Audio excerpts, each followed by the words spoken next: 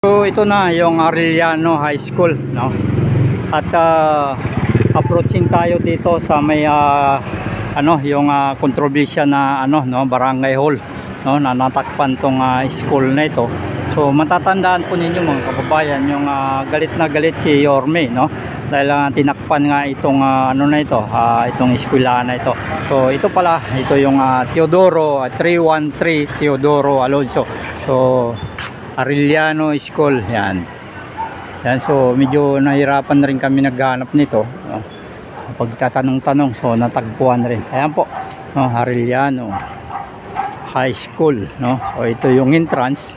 So approaching tayo, so natatanaw na natin mga kababayan yung kontrobersya na building na ito. So napakataas, no? Isa, dalawa, tatlo. So halos tatlong palapag, no? At nakikita nga yung itsura kung saan at talagang halos kalibil na niya yung eskwelahan.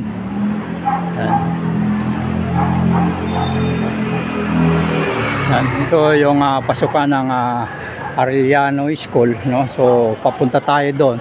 Kalibil na niya yung yun, halos kalibil na niya yung eskwelahan kataas.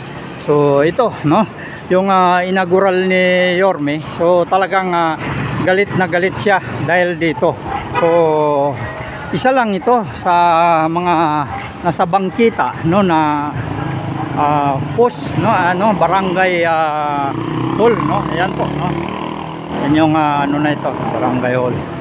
So malaking pera po yung ginastos dito, pero nakikita po ninyo dati-dati daw ay mayroon ditong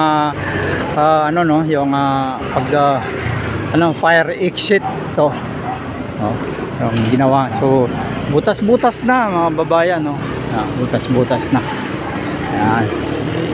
Kita po niyo barangay 313, no. Ayan.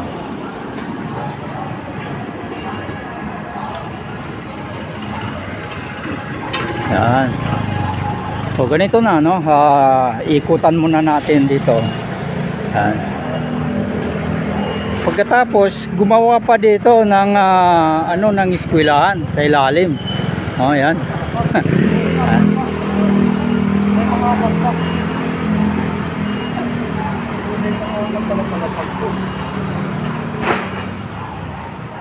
Oh, so butas-butas na.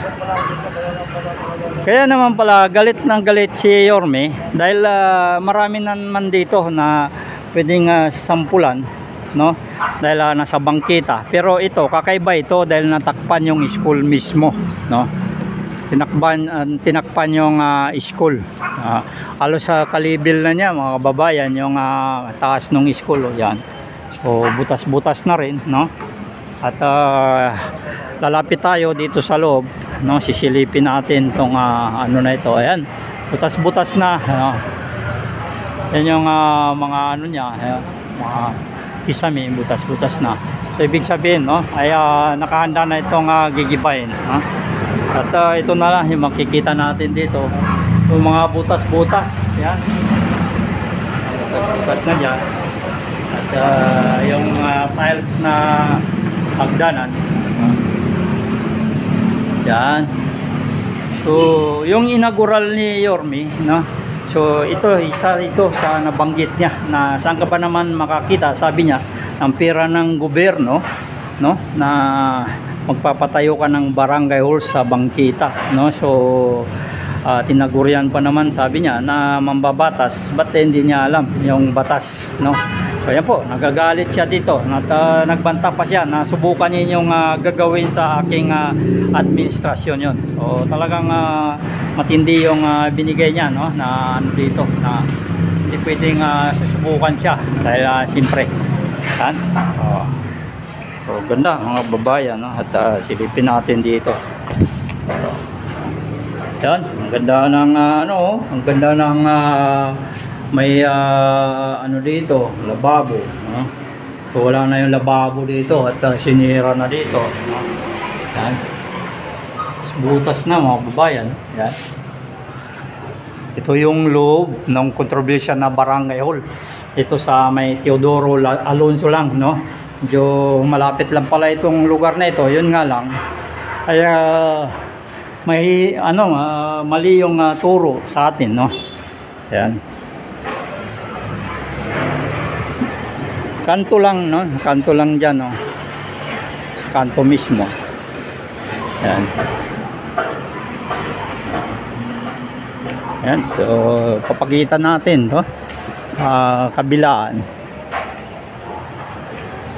Ayan. Ayan. Ang kabila. Ayan yung Arellano. Ayan. So, halos kapantay na niya yung bubong ng Arellano rin. Ayan, no? Ayan. So, balita natin, no? Nasa 10 million pataas yung budget na nakalaan dito. Para lang dito. Ayan, mga babayan, no? So, talagang tumugon na rin. Talagang gigibay na. Dahil nga, siyempre, nakikita natin, wala na yung mga ano dito, no? So, nagbigay naman sila ng daan dito. Nagbigay sila ng daan dito.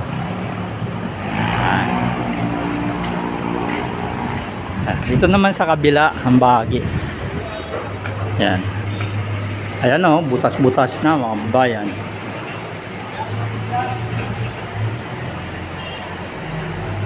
Wala na rin, wala na yung mga ilaw. Giba-giba na, So, ready to, ano na ito, demolish na, demolish na. May lababo pa, ito yung lababo nila. At tinakpan na yung inidoro dito. Butas-butas na rin dito, mga babayan.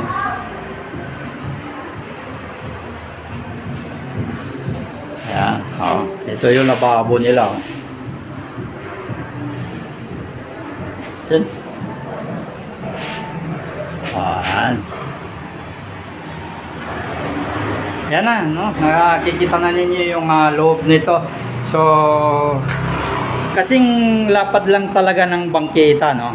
Kung hindi tayo nagkakamali, 2 metro ito, no? Kasi kumain ng kaunti dyan sa karsada, no? 2 metro lang to, no?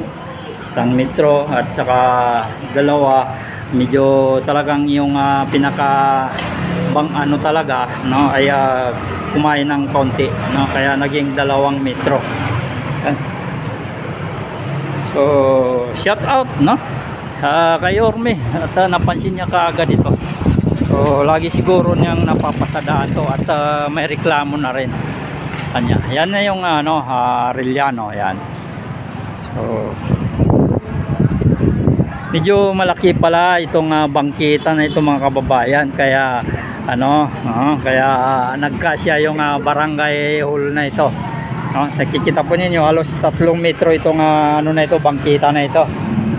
Ayan, halos 3 metro yung bangkita hanggang doon, no? Ang ganda ng pagkakagawa, no? Ito naman yung fire exit nila. Nawala na rin yung mga bakal nito na parang may bakal-bakal pa na hagdanan dito para gawing labasan pag nagkaroon ng sunog, no? Yan.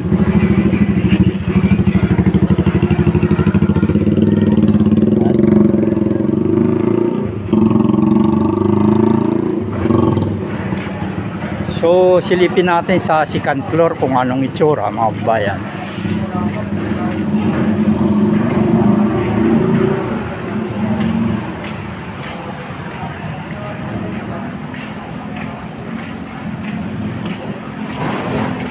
Yan. Yan yung second floor.